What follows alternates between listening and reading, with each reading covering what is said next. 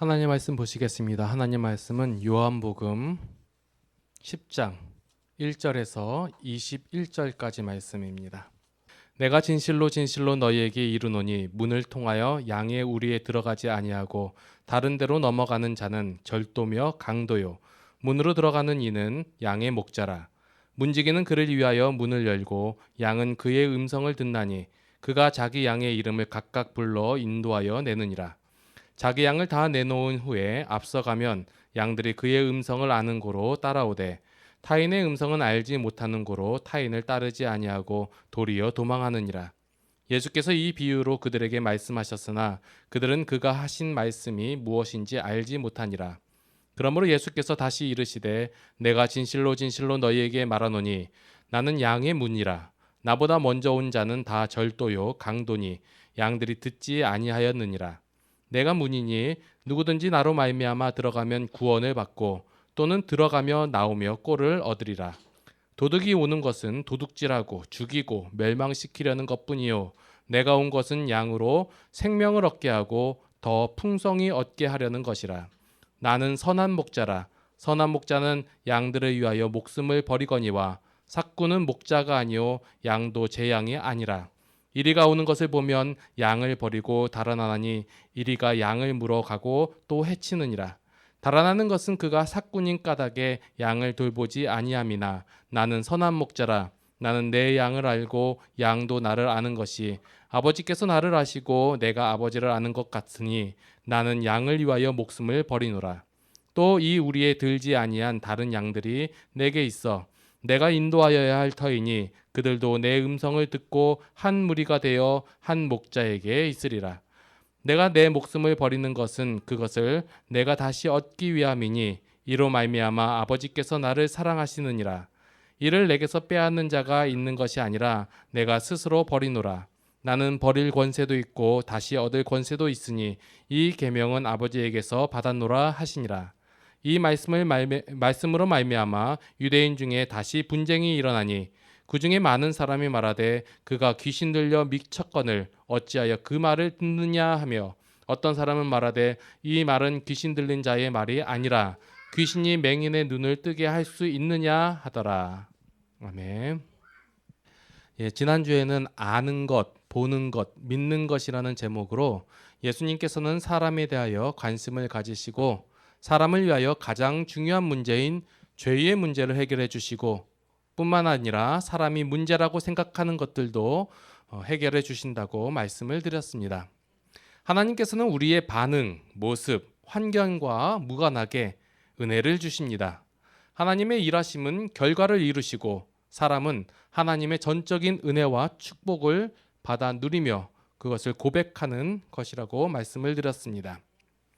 지난주에 이어서 오늘 본문에서는 예수님께서는 자신을 선한 목자라고 소개를 하십니다.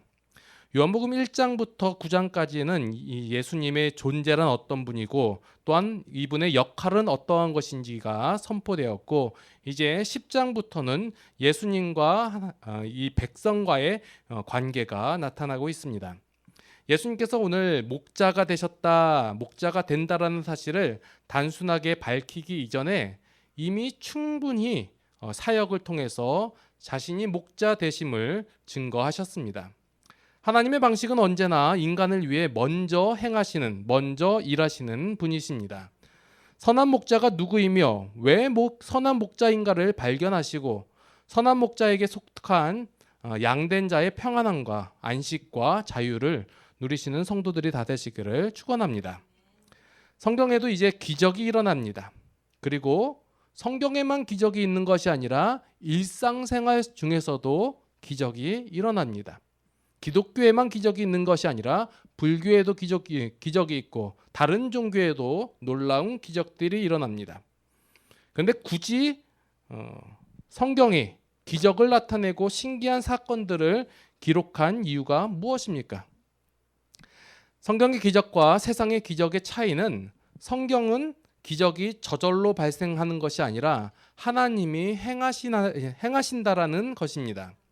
세상에서는 왜 그 기적이 일어났는지, 어떻게 일어났는지, 누가 일으켰는지를 아무도 모릅니다.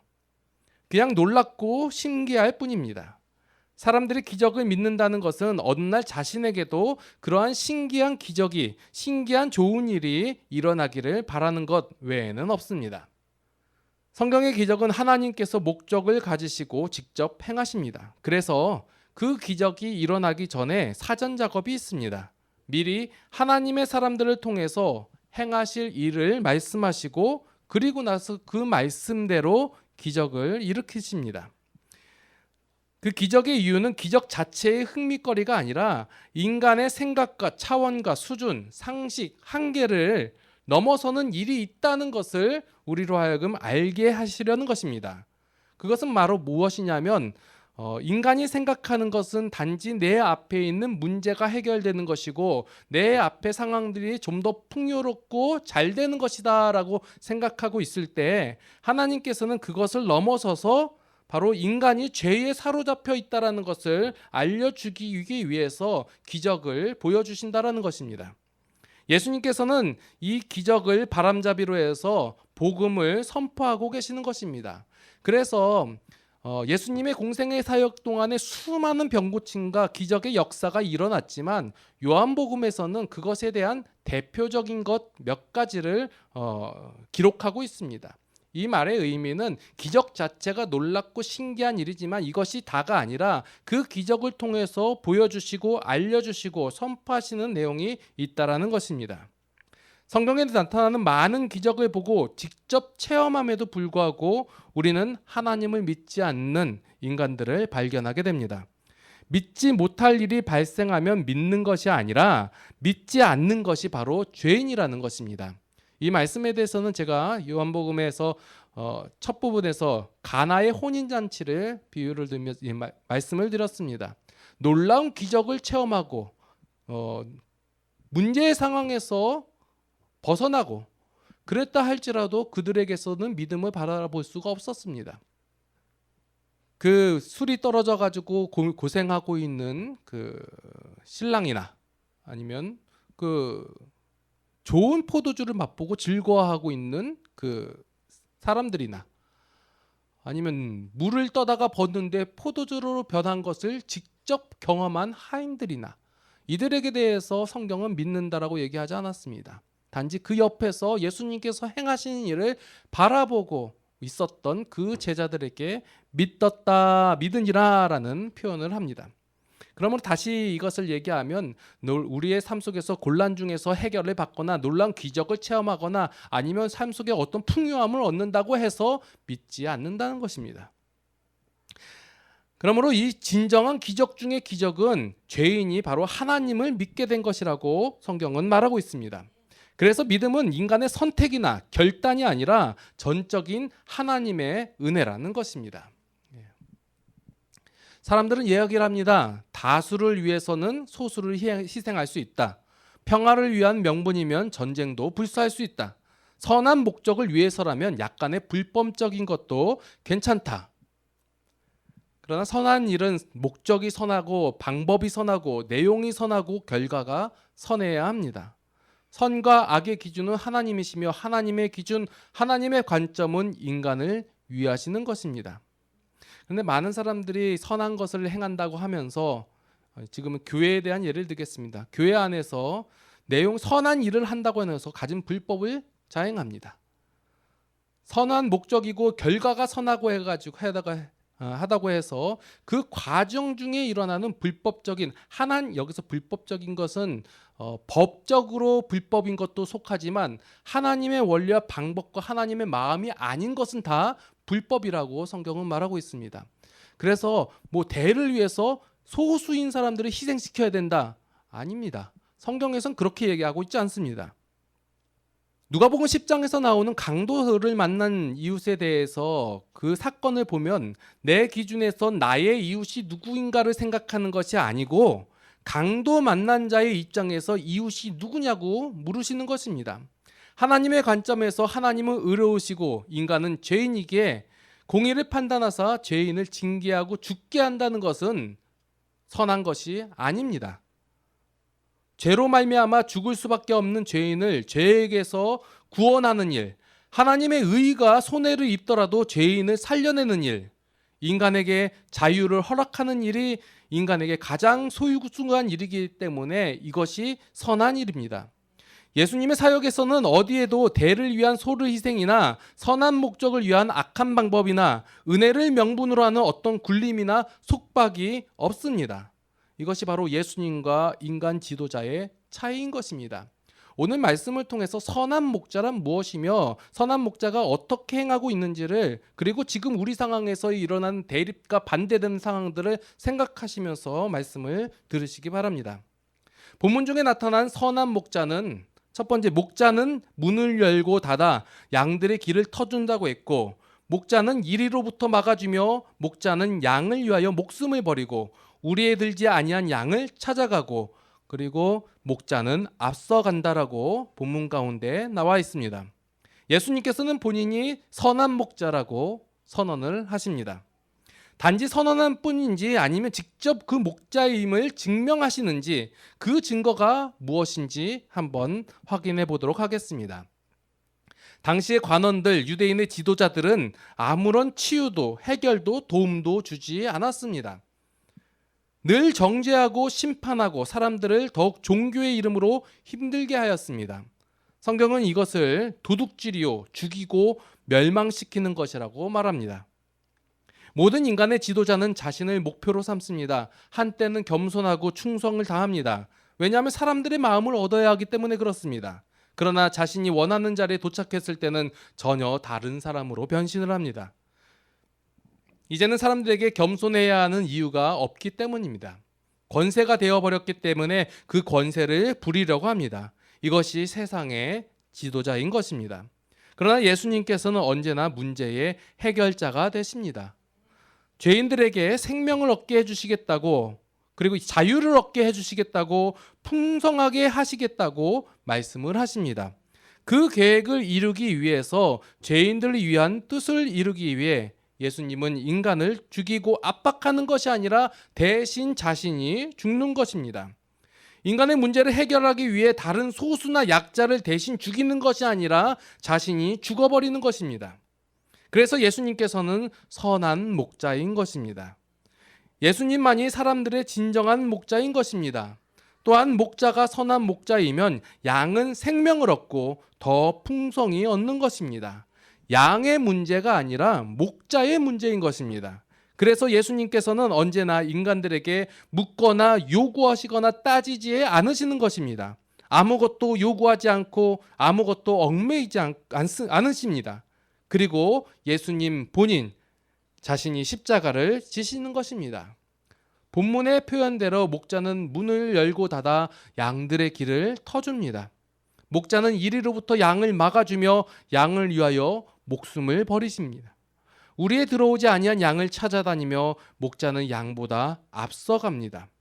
성경의 예수님은 언제나 일하시는 분으로 등장을 하십니다.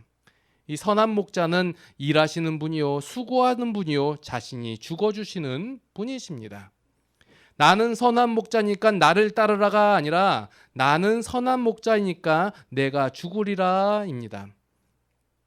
제가 계속 이렇게 말씀드리는 건 뭐냐면요, 설교 시간에 우리가 무엇을 해야 되는가, 우리가 어떻게 하고 우리가 어떤 마음가짐을 가지고 어떻게 사역을 해야 되는가를 얘기하는 것이 아닙니다. 예수님이란 누구시며 하나님이란 누구신가를 얘기하고 있는 것입니다. 오늘 선한 목자를 생각하면서 내가 선한 목자이지, 선한 목자가 돼야지 라고 생각하시면 큰 오해이십니다.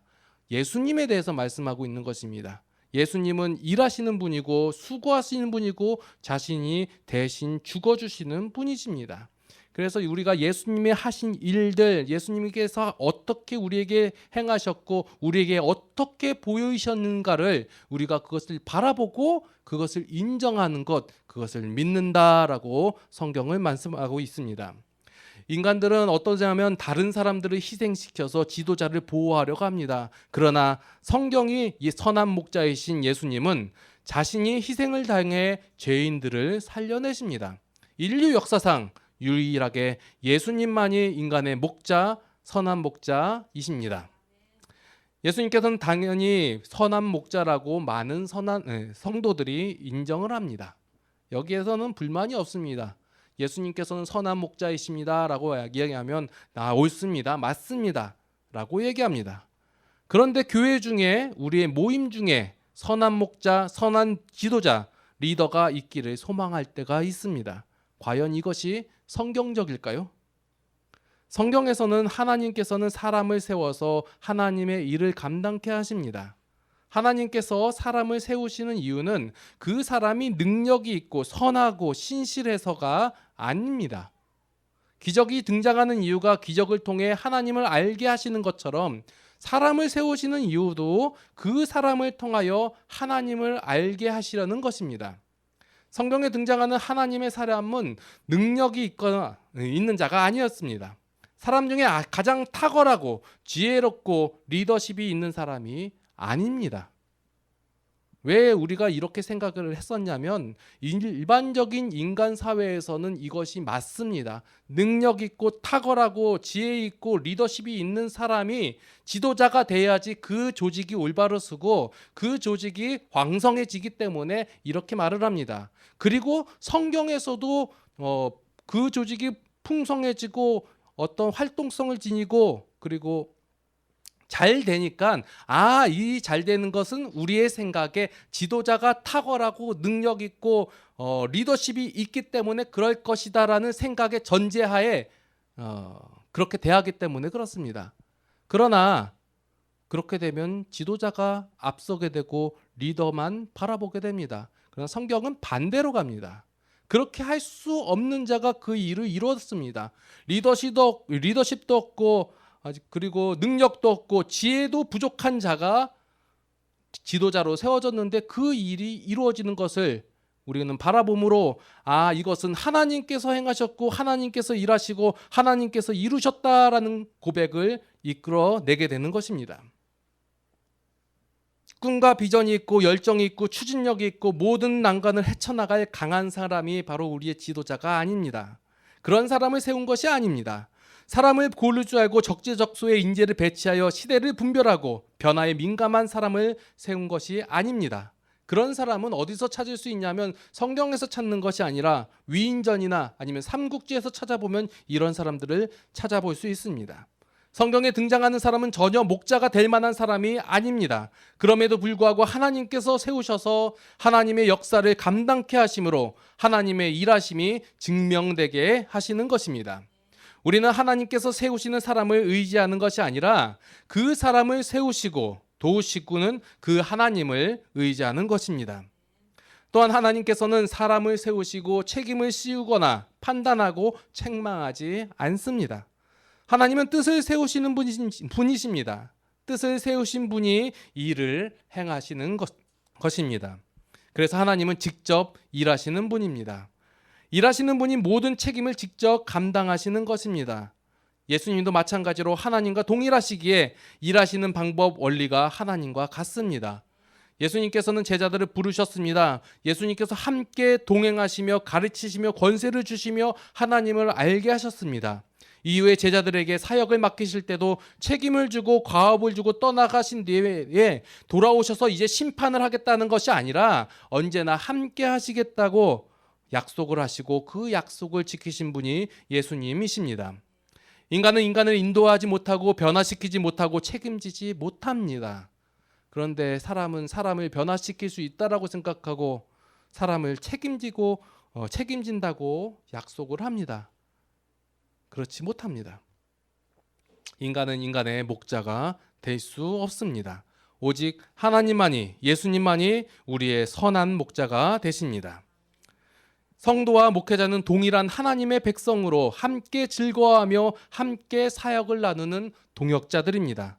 우리 모두가 하나님의 사람이며 하나님의 일꾼이며 하나님을 증거하는 사역자들인 것입니다. 지금까지 말씀을 전하면 다 옳습니다 합니다. 맞습니다 합니다. 그러나 실제적으로 우리의 교회생활, 신앙생활 가운데서 그런가 한번 살펴보겠습니다. 자, 목사는 하나님의 양을 돌보라고 위탁받은 하나님의 대리자입니까? 성도는 선한 목자이신 예수님을 섬기듯 목회자를 섬겨야 합니까? 하나님은 사람을 따로 세워 특별한 권리나 대우를 주신 적이 없습니다. 목회자는 엄밀히 얘기하면 사꾼입니다. 대가를 받고 일하는 자입니다. 여기서 대가라고 말하는 대가는 흔히들 생각하는 사례금이 아닙니다. 일반적인 성도와 같이 동일한 은혜를 받은 자라는 것입니다. 여러분도 잘 알고 계시는 종교개혁, 이것이 왜 일어났습니까? 성경으로 돌아가고자 하는 열망이 일어났기 때문에 이 종교개혁이 일어났습니다. 당시의 교회 가톨릭은 신부들이 하나님과 성도 사이를 가로막고 중재자의 역할을 한다는 핑계로 그 모든 영광을 가로챘습니다. 온갖 사람의 수단과 방법으로 하나님을 왜곡시키고 있었습니다. 이러한 것들을 뒤집고 다시 본질로 돌아가고자 수많은 사람들이 목숨을 내놓아 지켜낸, 그래가지고 세워진 교회가 이제는 다시 암흑시대, 종교의 암흑시대로 돌아가고 있습니다. 옛날 신부들의 자리를 이제는 목사들이 그 자리를 차지하고 있습니다. 목회자는 하나님 대신이 아닙니다. 침례교회 신념 중에서 한 가지가 있는데 그것은 바로 만인제사장이라는 신념이 있습니다. 모든 성도는 하나님께 직접 나아갈 수 있다라는 말입니다. 그 사이를 목회자가 가로막아서는 안 됩니다. 목회자에게만 축복권, 저주권이 있는 것이 아닙니다. 목회자에게만 기도의 능력이 있는 것이 아닙니다. 목회자에게만 계시가 주어지는 것이 아닙니다. 목회자에게 잘하면 그것이 하나님께 잘하는 것인 줄 생각하지 마십시오. 그냥 하나님께 잘하십시오. 하나님께 잘한다는 것은 그가 말씀하신 대로 삶을 살아내는 것입니다. 하나님을 대하듯 모든 성도를 대하십시오. 목사는 그 성도 중에 하나입니다. 강단 위에서 목회자가 눈 감고 감정적으로 호소를 하면 그 말을 듣는 것이 아닙니다. 열정을 다해서 선동을 한다고 해서 듣는 것이 아닙니다. 성도는 목회자의 말을 듣는 것이 아니라 그 말씀이 하나님의 원리와 방법에 맞는지 살펴보고 맞으면 듣는 것입니다. 그래서 설교를 들으실 때는 정신을 바짝 차리시고 분별하셔 들으시고 삶을 살아가실 때는 감동과 감격으로 살아가시는 것입니다. 제가 목사에 대해서 이렇게 얘기하면 참 싫어해요. 근데 이 말은 목사만 할 수 있습니다. 성도들이라서도 목사 말을 듣냐, 목사를 어떻게 대하냐 얘기하면 안 돼요. 약간의 잘못된 것, 왜곡된 것을 바로잡아가는 과정 중에 있습니다. 예수님의 모범을 통해서 알 수 있듯이 하나님의 사람은 대접을 받는 자가 아니라 일하는 자입니다. 예수님은 또한 마치 하나님이 없는 듯 자신이 모든 것을 책임져야 하는 듯 말씀하시거나 일하신 적이 없습니다. 하나님의 사람으로 철저하게 예수님이 먼저 하나님을 믿고 하나님을 의지하고 하나님의 원리를 따르고 하나님의 역사하심에 순종을 하였습니다. 목회자는 절대로 하나님의 대리자, 양을 돌보라고 위탁받은 자가 아닙니다. 목회자는 철저하게 하나님의 양입니다. 성도는 목회자에게 순종하고 목회자를 예수님처럼 섬기는 것이 아닙니다. 교회는 목회자와 성도가 서로 마음이 맞아서 모인 것이 아닙니다. 목회자를 믿거나 따르거나가 아니라 목회자가 선포하는 설교와 사역 중에서 성경적이요 하나님의 원리일 경우 함께하는 것입니다. 목회자가 아니라 하나님을 믿는 것입니다. 목회자도 절대로 자기의 의견이나 주장을 하는 것이 되어서는 안 되는 것입니다. 성도에게든 목회자에게든 오직 선한 목자는 예수님 한 분뿐입니다. 누가 성도를 위해서 죽어주며 누가 그를 위해서 희생하며 책임을 집니까? 오직 하나님, 예수님 한 분만이 우리의 선한 목자가 되시는 것입니다. 그 자리를 성도 누구라도 차지해서는 안 됩니다. 목회자가 그 자리에 차지해서도 안 되고 목사가 차지해서도 안 되고 장로가 차지해서도 안 되고 집사가 차지해서도 안 되고 교사가 차지해서도 안 됩니다. 다 모두가 은혜를 받는 하나님의 양들인 것입니다. 지난주에 교회는 은혜의 원리로 운영돼야 된다고 말씀을 드렸습니다. 세종드림교회가 하나님의 말씀을 올바르게 선포를 하고 그 운영되는 원리가 하나님적 원리라면 계속 유지되어야 합니다. 그렇지 않으면 당장에 없어지더라도 하나도 문제가 되지 않습니다. 그러나 정말 하나님의 원리대로 운영되는 교회라면, 그 교회라고 동의된다면 각자의 역할을 감당해내는 것입니다. 이 각자의 역할에 대한 삭은 이미 지불되었습니다. 저와 여러분은 서로의 마음이 맞아서, 습관이 맞아서, 철학이 맞아서 함께 교회를 하고 있는 것이 아닙니다. 비전이 맞아서, 계획이 맞아서 함께 꿈을 키워가는 것도 아닙니다. 저도 성경을 따라가고 하나님을 따라가고 있으며 여러분들도 성경을 따라가고 하나님을 따라가고 계시는 것입니다. 그렇게 세워지는 교회가 아름다운 교회이며 하나님의 교회가 되는 것입니다. 성경적 원리대로 하려고 많이 애를 쓰고 있습니다. 처음 시작부터 불법적인 것을 안 하려고 노력을 했고, 그리고 사람을 선동시키지 않으려고 노력을 하며 신앙의 짐을 지워주지 않고 오직 성도가 하나님의 뜻과 원리를 깨달아 함께 지어져 가는 교회를 이루고자 노력했고 노력하고 있습니다. 이 방법이 어리석어 보이고 힘들어 보이고 아무도 인정하지 않지만 옳은 길이기에 가고 있습니다. 여러분께서는 제가 하는 말이 성경적이고 제가 교회를 이끌어가는 방법이 성경적이라면 따르시고, 그때 저를 따른다고 말씀하시지 마시고 성경적 원리를 따른다고 말씀하시고, 제가 하는 말이 비성경적이고 아전인수격으로 목회자만 좋게 하는 방식이라면 절대로 저를 따르지 마십시오. 그리고 저를 안 따른다고 말씀하시지 마시고 비성경적 원리를 안 따른다고 말씀을 하시는 것입니다. 다시 한번 말씀을 드립니다. 우리가 믿고 따라야 할 분은 오직 선한 목자이신 예수 그리스도 뿐이십니다. 교회를 이루고 있는 모든 구성원들은 하나님의 은혜를 받은 자로서 그 은혜 받은 반응을 나타내며 살아갈 뿐입니다. 그래서 교회에서는 어떠한 것을 선동하는 것보다 받은 은혜를 깨달아 알아가고 사는 것이 훨씬 더 중요합니다. 하나님께서 이러한 축복을 너희에게 주실 것이니 너희들은 천신충성 봉사를 해라. 그러면 하나님께서 풍성하게 주시리라. 예, 맞습니다. 하나님께서는 풍성하게 주십니다. 그러나 그보다 우선시 돼야 되는 것은 하나님이 어떻게 우리를 위하여 일하셨고 하나님이 어떻게 우리를 위하여 행하셨는지를 우리가 먼저 보고 깨달아 아는 것이 우선입니다. 사람들은 생각합니다. 자리가 사람을 만든다고, 그래서 어떤 사람들에게 집사의 직분을 주면, 목사의 직분을 주면, 장로의 직분을 주면 그가 그래도 열심히 하지 않겠느냐라고 생각을 합니다. 안 그렇습니다. 인간적인 방법입니다. 되는 것처럼 보이지만 안 그렇습니다. 하나님의 은혜가 우선입니다. 그 은혜를 아는 자가 행하는 것이 우선이지, 먼저 조건을 보이고 먼저 노력을 보이고 먼저 헌신을 보인다면 하나님께서 주신다라는 것은 전혀 성경적 원리가 아닌 것입니다.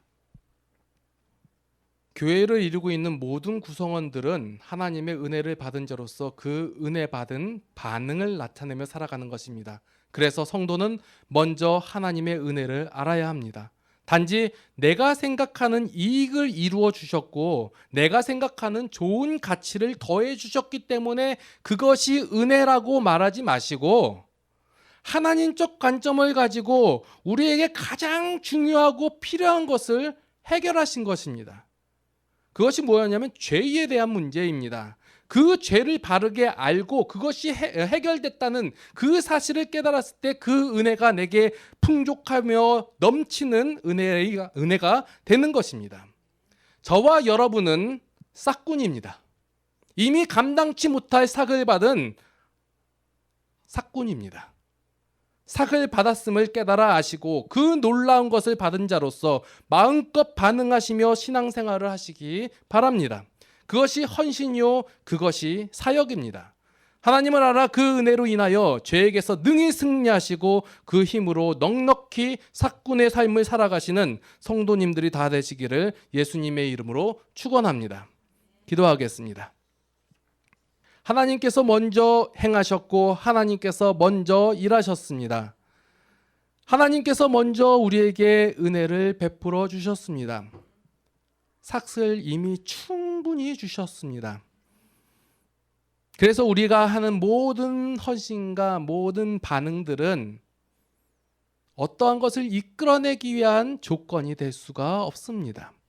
그래서 성도는 은혜를 깨달아 알아 그 은혜 받은 것에 감격하여 그냥 고백하며 사는 자입니다. 이제 우리 모두가 그런 삶을 살기를 원합니다. 먼저 우리가 무엇을 어떻게 행할까가 아니라 하나님께서 나에 대하여 어떻게 행하셨고 하나님께서 나를 어떻게 이끌어 가시고 하나님께서 어떻게 사랑하셨는가를 먼저 깨달아 알게 하여 주시옵소서. 그로 인하여 우리가 그것을 날마다 고백하며 감격하며 살아가는 세종누린교회 성도들이 다 될 수 있도록 인도하여 주시옵소서. 이제는 우리 주 예수 그리스도의 무한하신 은혜와 하나님 아버지의 극진하신 사랑하심과 성령님의 감화 감동 교통 인도 보호하심이 이제는 하나님의 은혜를 깨달아 알아 그 하나님의 은혜에 감격하며 고백하며 살아가기를 원하는 모든 성도들 머리 위에 이제로부터 영원토록 함께 하시옵기를 간절히 축원하옵나이다. 아멘.